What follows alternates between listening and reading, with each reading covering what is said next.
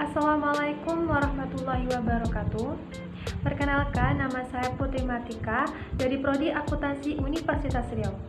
Baiklah, pada kesempatan kali ini saya akan menjawab beberapa pertanyaan untuk memenuhi tugas UAS Pendidikan Kewarganegaraan kelas B.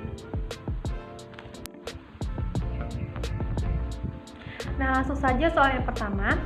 Jelaskan kontribusi atau sumbangan mata kuliah pendidikan kewarganegaraan dalam mengembangkan kepribadian mahasiswa program studi manajemen Universitas Riau. Nah, dengan belajar Pancasila ini, kita mampu menumbuhkan jiwa nasionalis dan patriotisme dalam diri mahasiswa yang berlandaskan Pancasila dan UUD 1945. Maka mahasiswa akan memiliki kepribadian yang baik, di mana nilai-nilai yang terkandung di dalam Pancasila relevan atau berkaitan dengan nilai keagamaan. Nah, kenapa diperlukannya pendidikan Pancasila di perguruan tinggi pada saat ini? Alasan yang pertama, karena bisa menumbuhkan berbagai macam nilai demokrasi di diri mahasiswa secara pribadi, kemudian sikap kehidupan kewarganegaraan dan nilai komunitas akan semakin terus tertanam, menumbuhkan nilai toleransi sikap setiap mahasiswa dalam pergaulannya. Nilai kejujuran akan terus ditumbuhkan baik dalam lingkungan universitas, keluarga, maupun masyarakat. Dengan mempelajari pendidikan Pancasila, kita sebagai mahasiswa bisa tahu bahwa korupsi itu merupakan perbuatan yang melanggar hukum. Dan pastinya jika kita memiliki jiwa nasionalis, kita akan menjauhi yang namanya korupsi. Dan yang terakhir, nilai berbangsa dan bernegara akan semakin tumbuh pada setiap mahasiswa. Nah, yang nomor 2, apa target saudara pasca mendapatkan materi pendidikan kewarganegaraan di perguruan tinggi hubungkan dengan komitmen upaya pemberantasan korupsi. Nah, setelah mendapatkan materi pendidikan kewarganegaraan ini, saya lebih sadar dengan apa yang terjadi di lingkungan sekitar. Sesuai dengan sila keempat bahwa harus ada pemimpin yang bertanggung jawab. Tetapi kita lihat bahwa sekarang banyak pejabat-pejabat pemerintah negara yang melakukan korupsi. Untuk itu, setelah saya mempelajari materi ini, saya akan berkomitmen dalam mencegah korupsi dengan dukungan masyarakat sekitar agar negara kita bebas dari korupsi.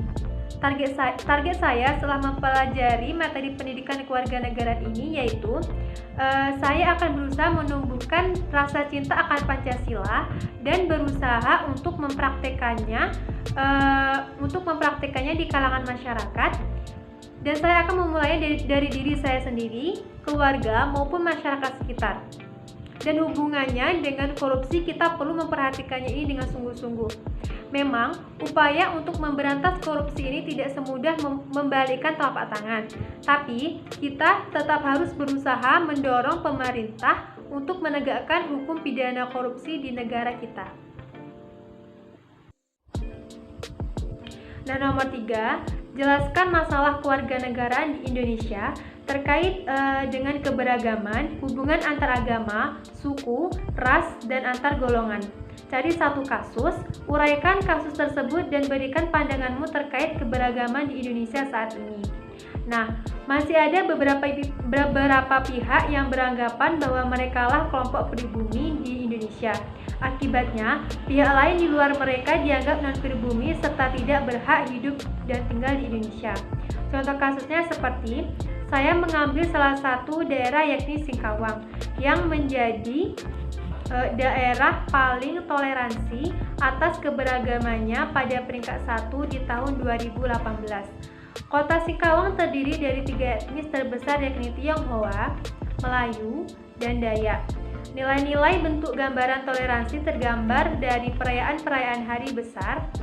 Selain perayaan yang beragam, kehidupannya pun sangat multi etnis yang tergambar dalam olahan makanan tradisional. Terdapat lemang, tempoyak, coipan, dan selain sebagainya.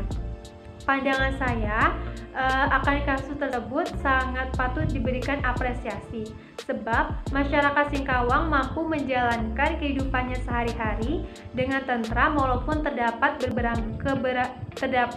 berbagai macam keberagaman di antara mereka.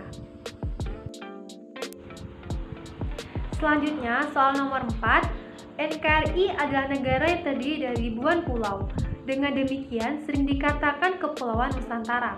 Pertanyaan, upaya apa yang harus dilaksanakan dalam rangka sosialisasi pengembangan wawasan Nusantara tersebut?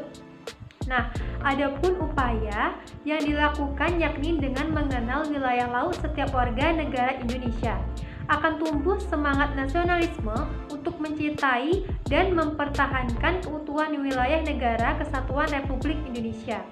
Keinginan ini juga dapat dilakukan melalui pendidikan Pancasila dan kewarganegaraan dengan memperkenalkan eksistensi wawasan Nusantara yang banyak memiliki potensi yang dapat menghidupi masyarakat Indonesia dan memperkenalkan kepada semua warga negara Indonesia tentang kerawanan wilayah Republik Indonesia dalam menghadapi negara lain terutama batas negara.